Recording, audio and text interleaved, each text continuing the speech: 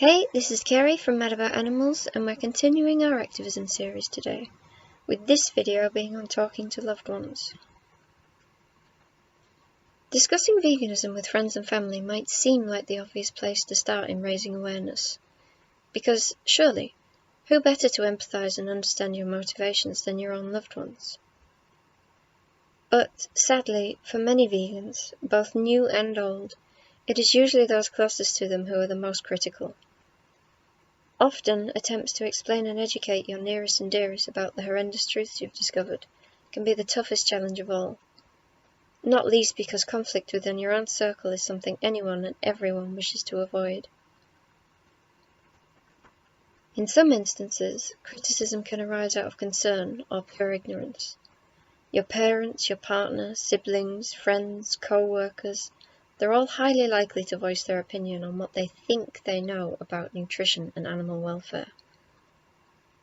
Remember, this all stems from being exposed to lifelong propaganda, funded by none other than the animal agriculture industries themselves.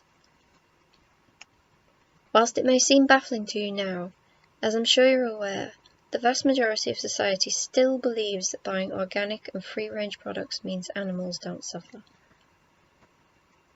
But of course, as we all now know, any animal, whether permitted a little bit more space per square metre, or whether they're allowed to feel daylight or not, they are all needlessly exploited for their bodies and secretions, and they will all ultimately be needlessly and brutally slaughtered and end up on someone's plate. But, if anything, this just highlights the extent of most people's cognitive dissonance. Frustrating, infuriating even as it may be to be continually confronted with overnight expert dietitians and welfareists, try your best to inform them about what you have learned. Again, educating yourself is really going to help you here.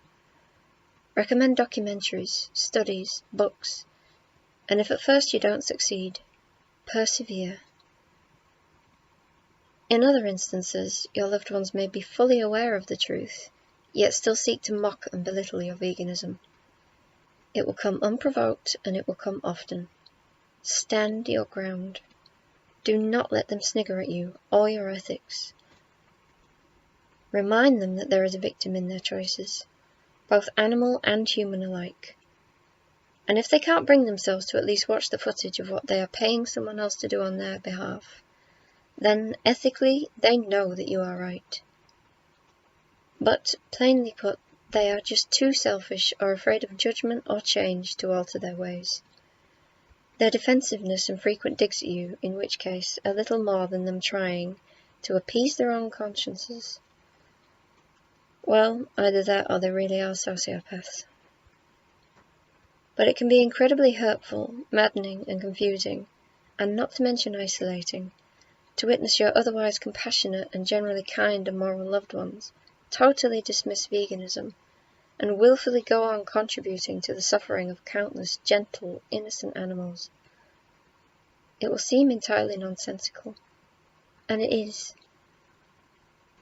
Experiencing these kinds of feelings is something called Dystopia, and that is why getting involved with activism and forming relationships with other vegans is so important for your own mental health. In some cases, you will succeed with family and friends, though it may take months or even years. In other cases, sadly, you never will. We are not in control of what others do. All we can do as individuals is educate and lead by example. But if you introduce those in your life to the same things which sparked and continue to reinforce your passion for veganism, you can hold your head high that you are doing all you can as an activist. That's it for today. Thanks for watching.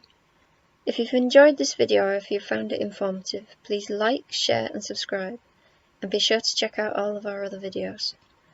See you next week.